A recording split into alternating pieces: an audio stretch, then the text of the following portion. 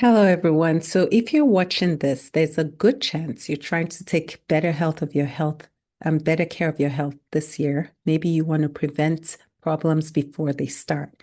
And one question that comes up a lot is how much water should I actually be drinking?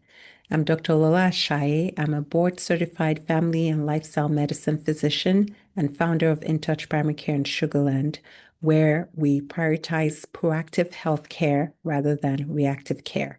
And this month, we're focusing on nutrition because it's foundational to health. So, sleep matters, exercise matters, stress management matters, but poor nutrition can't be fixed by doing more of other things.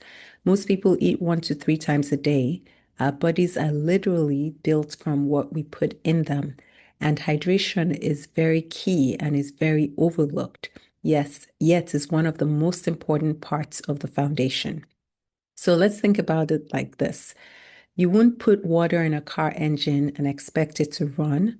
And if you consistently use poor quality fuel, you're going to shorten the life of that engine. So if you put poor quality gas in your car, no matter how often you wash the car, change the engine oil, fix its tires, you're going to shorten the lifespan of that car. So your body works the same. Healthy nutrition is fuel, and nothing else you do can replace it. So it's really important that we focus on healthy nutrition and hydration. So let's get practical. There are two evidence-based ways to think about water intake. The most practical approach is the weight-based method, which basically research suggests that you get optimal hydration by getting about 40 to 45 milliliters per kilogram of your body weight of water from all sources. So let's think about this way in everyday terms. Say your weight in pounds is about 165 pounds. Okay, you can divide that by 2.2 to get your weight in kilograms. So that would be about 75 kilograms. And then you would take 75 kilograms, multiply that by 40, which is around 3,000 milliliters. And that's how much water you should be drinking. So that's about 100 ounces per day for someone that weighs 165 pounds. So that's from all sources, though. That usually means for most adults, it turns out that they should be drinking at least 34 ounces of just plain water daily. So the total amount of water you need for the day can be calculated based on your weight, but you also want to get that's water from food, from, coffee, even from all sources, but you also want to get just plain water throughout the day, and you should get at least about 34 ounces. This is for a healthy adult.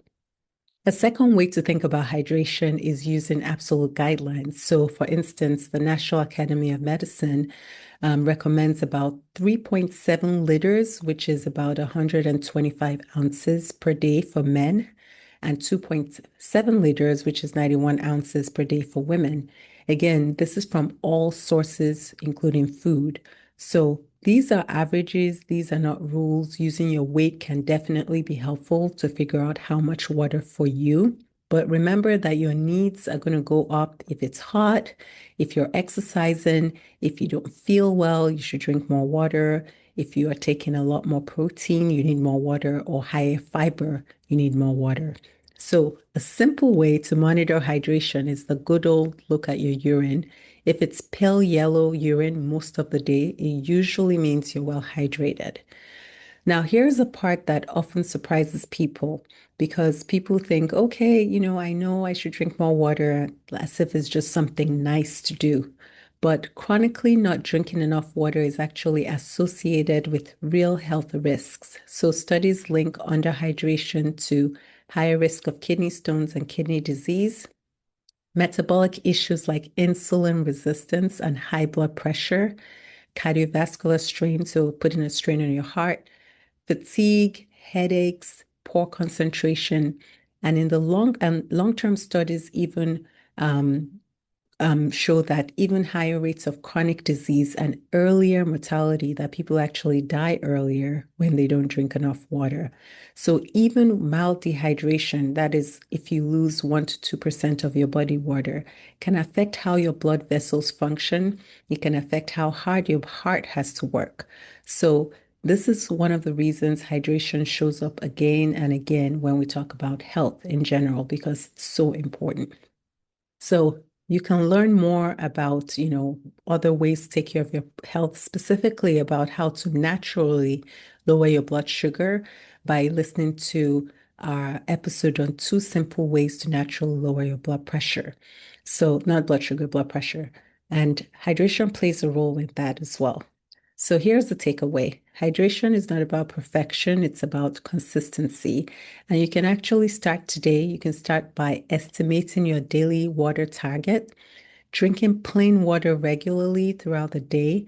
I wouldn't worry too much about the type of water as long as it's clean, because evidence doesn't show great, we don't have great evidence to support the types of water in terms of longevity. However, it's important to drink water to get the water in. Drinking it throughout the day is important. Paying attention to simple signals like your urine color and your energy level is important. And really, prevention does not happen, with rushed appointments or with 1 minute conversation. It takes context, it takes intention, it takes reassessment over time.